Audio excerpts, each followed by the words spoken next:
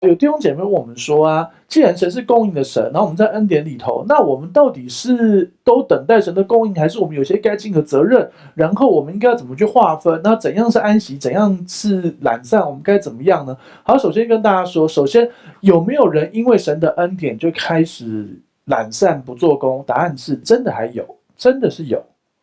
我们在实物上牧养经验上面，真的发现有些弟兄姐妹说啊，神不是叫我不要做吗？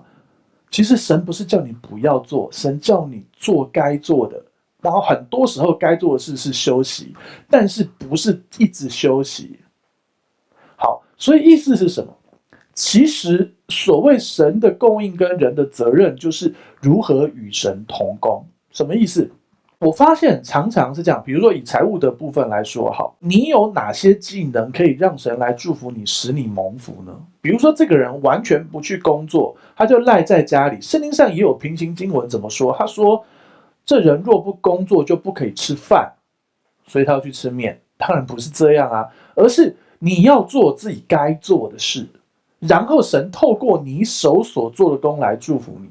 比如说啊，像牧师以前的经验就是，他觉得他需要让神来祝福他，然后他想要财务的祝福，他就跟神说：好，那我知道我现在记者的身份，我不能够有一些什么奖金什么的。那好了，我去做业务好。他没有做任何业务的经验，可是他就去做了。然后当然一开始很辛苦，可是最后他成为业绩最高的那个人。因为他学了这个技能，做了这个技能，就成就了这个东西。我不是说所以每个人都要去做业务，而是你的工作，你有没有做你该做的那件事，然后让自己专业变强，然后更老练、更有经验，然后最后神透过你手所做的功来祝福你。好，以撒在荒年中有100倍的收成。我们常常看到这件事，我们思想这件事，你觉得这是恩典？你有没有想到一件事？在荒年中，大部分人是不会去耕种的。你看它干旱，你会去耕种吗？因为那个种子也是可以吃的，你知道吗？荒年中把种子拿来吃，感觉最少这一餐有得吃啊。结果他去耕种，那个种子就会不见了、当然种在土里就会长出来，就不见了。有可能不长出来，那怎么办？所以以撒是一个被神引导的去做这个正确的事情，在荒年中有100倍收成的人，然后在荒年中有100倍的收成去卖，可能会变1000倍的收入。所以意思是什么？你该做你手上该做的事。那什么是该做？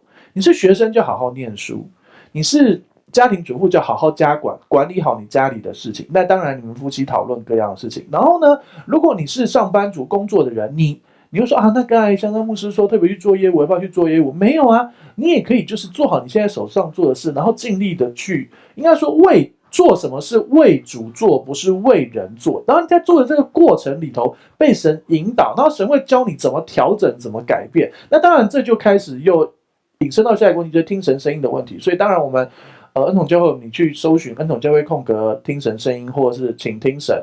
恩统教会空格请听神，我们就有教听神声音的课程。然后我们在每天的灵修里面，让神引导我们该做什么调整。